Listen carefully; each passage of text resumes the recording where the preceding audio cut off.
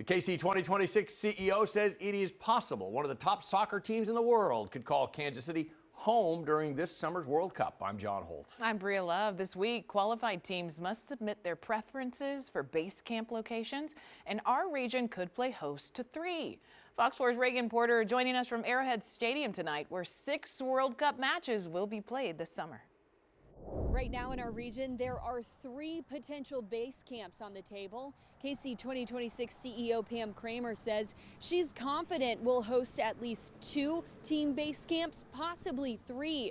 She even said it's possible we see a high-ranking team. Those Pot 1 teams, when you think about Argentina, we know that they're going to be playing here. If a team like that was base camped here and people knew that one of the best players in the world was in Kansas City, you can imagine that it would attract quite a following. Here are the potential base camp locations: Sporting KC Training Facility, KC Current Training Facility, and Rock Chalk Park in Lawrence. A base camp serves as a home away from home, where teams will train, rest, and prepare during the tournament. Kramer says multiple Pot 1 high-ranking teams have visited Kansas City, expressing positive feedback about the facilities and location. The facilities, the travel that's associated with where they're playing, all of that factors in.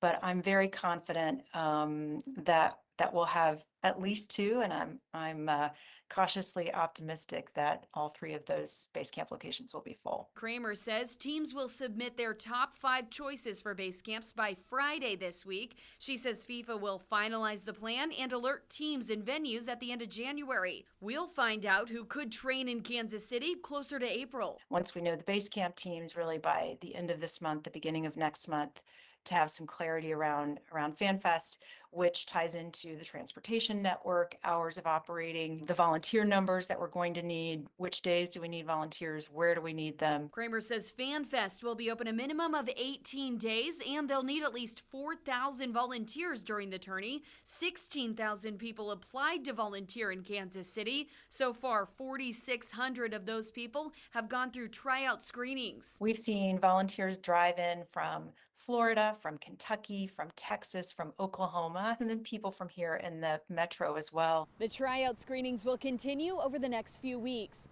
Reagan Porter, Fox 4, working for you.